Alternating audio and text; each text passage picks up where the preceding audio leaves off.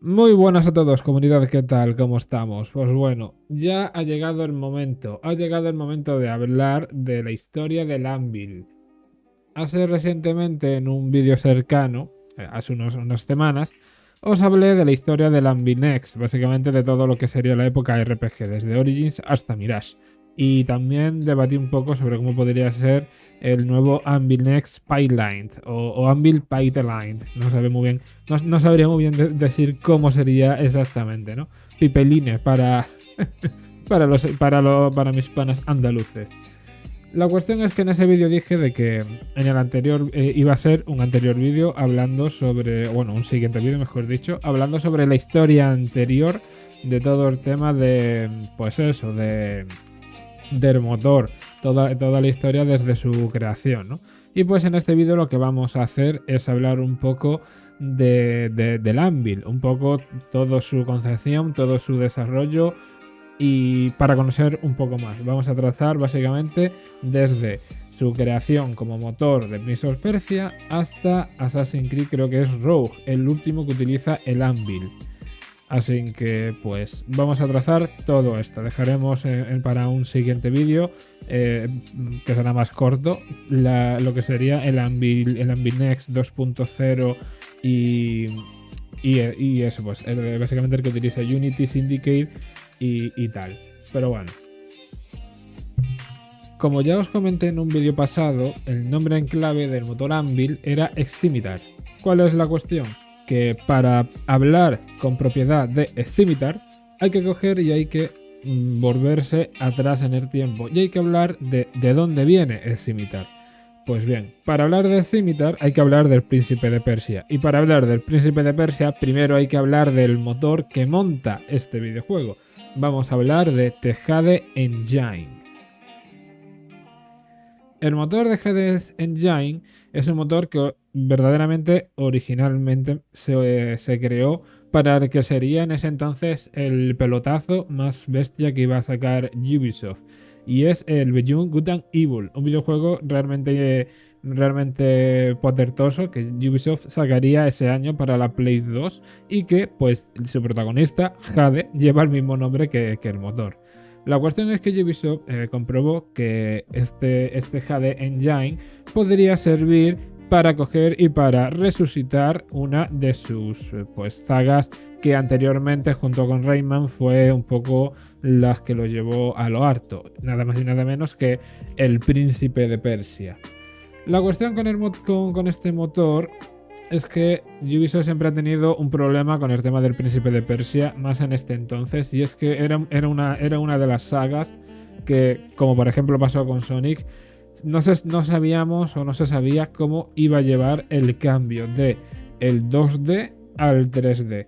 No sé si lo conocéis, pero en la década entre los 80 y los 90, más concretamente entre finales de los 80 y finales de los 90, los videojuegos tuvieron una de las evoluciones más grandes que se pudieron existir. Y esto es debido a que se incluyó una dimensión más. Los videojuegos antes de los 90 solían ser en su mayoría videojuegos de dos dimensiones y desde mediados, principios de los 90 hacia adelante empezaron a tener una tercera dimensión. Empezaron a hacer en 3D. La cuestión con este 3D es que, si bien es cierto que había sagas que funcionaban muy bien en el 2D, cuando las convitabas, cuando las cogías y las transformabas y las moldeabas a las tres dimensiones, pues había movidas con esta cuestión. Uno de los sagas, por ejemplo, que literalmente en 3D no levanta cabeza, es Sonic the Hedgehog, Sonic el erizo, el de Sega, el bicho azul que corre muy rápido, el Prisas para nosotros los españoles. Esta saga es muy querida, muchos de los jugadores muy querida, y muchos de los jugadores la recuerdan principalmente por sus juegos en 2D, porque era todo lo contrario a lo que había entonces con Mario, ¿no? Que mientras que Mario o Metroid te requerían gameplays que tenían que ser muy habilidosos y muchos saltos y muchos de esos, Sonic era todo lo contrario. Eran juegos que eran sobre todo vertiginosos, que ibas siempre rápido por los mapas, drips, un personaje que era más gamberro, que era más, por decirlo así, más para un público distinto al que iba Mario, ¿no? Y entonces, pues, Sonic no llevó nada bien el cambio del 2D al 3D. Y Ubisoft, pues, precisamente tenía esta gran duda que con el Príncipe de Persia. Es como, a ver, ¿Cómo vamos a hacer esto para transformar el juego del 2D al 3D?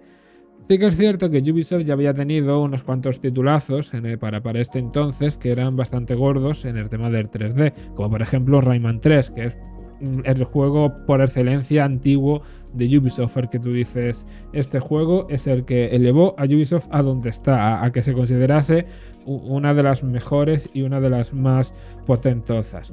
Pues bien, con todo esto, Ubisoft fue que cogió y que desarrolló Tejade Engine, un motor que serviría tanto para Beyond Good and Evil como para los siguientes títulos de Prince of Persia, las Arenas del Tiempo, Warrior Within, las dos coronas, creo que era el otro, y también para las Arenas Olvidadas, creo también que se llegó a desarrollar con este. No me acuerdo bien si las Arenas Olvidadas era un juego de Wii, creo recordar.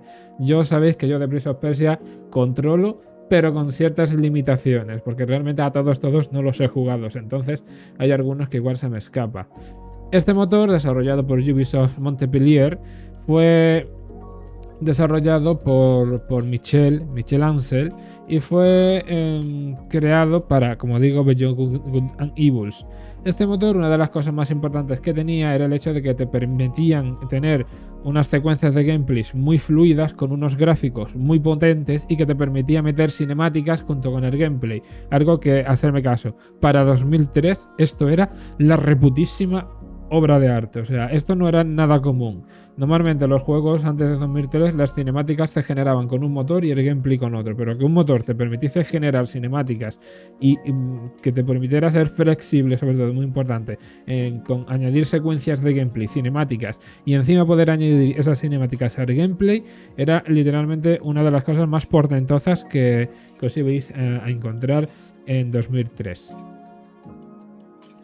Con el éxito que tuvo Prince of Persia en la época de Play 2, llegábamos a tener una nueva generación de consolas. Una nueva generación que venía con una de las cosas que yo diría que es uno de los cambios más grandes, el segundo cambio más grande que tuvimos en la industria, y es el llamado HD, el HD. Dejábamos los 4 tercios y empezábamos a tener videojuegos centrados en pantallas panorámicas y más alargadas, texturas y gráficos en HD.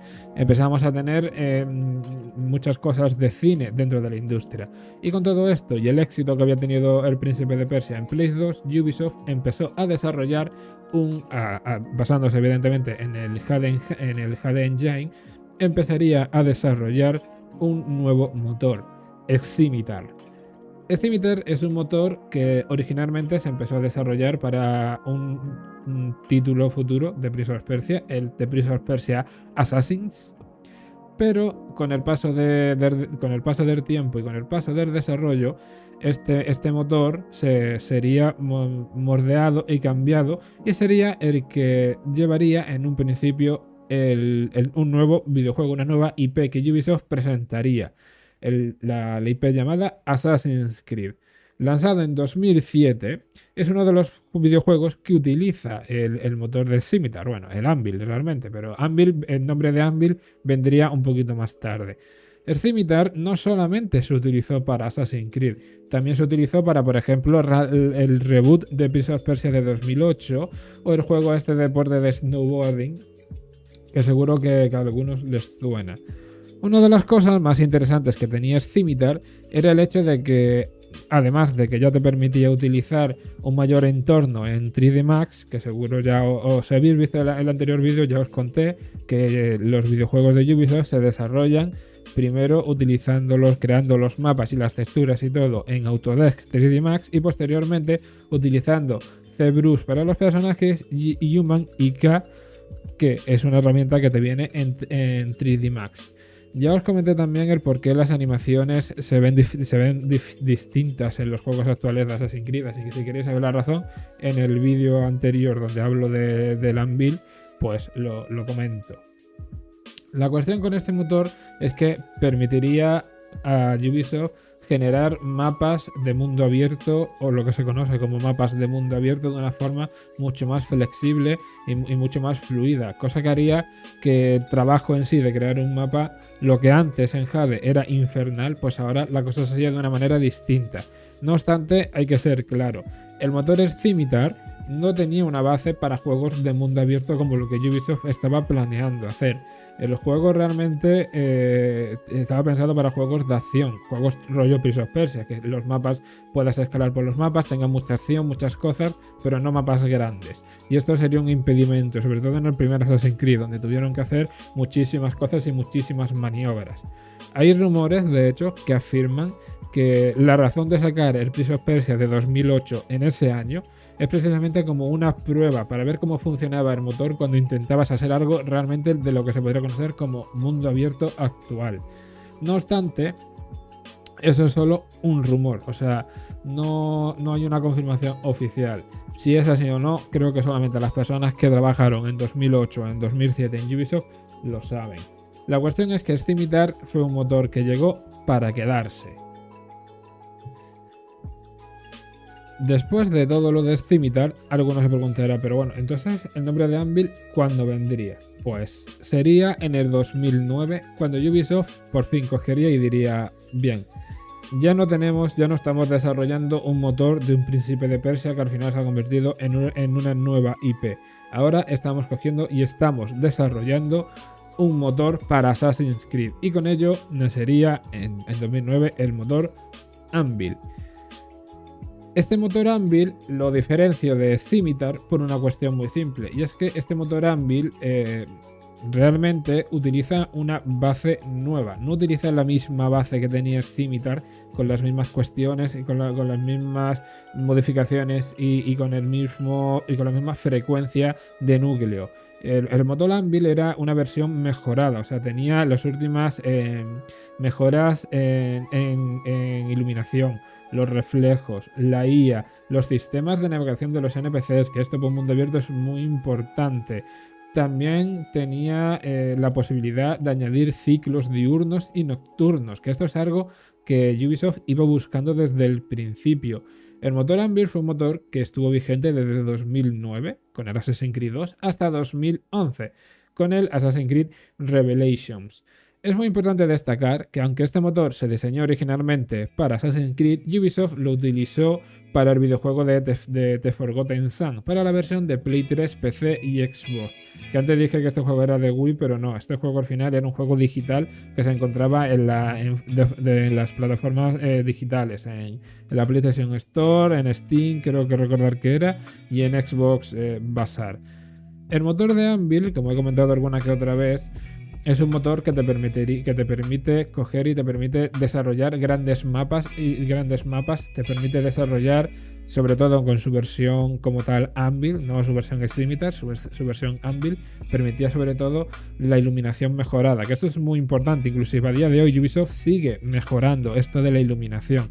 Los reflejos es otra de las cosas que Ubisoft a día de hoy sigue mejorando y que inclusive en los Anvils actuales se sigue mejorando.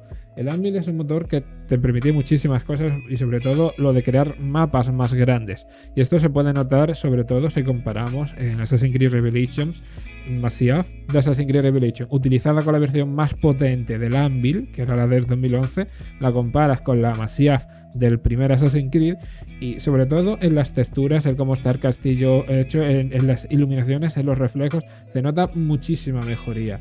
De hecho, Assassin's Creed Revelation es un juego que realmente ha envejecido bastante bien y que tiene unos gráficos muy buenos y que se puede a día de hoy disfrutar esos juegos.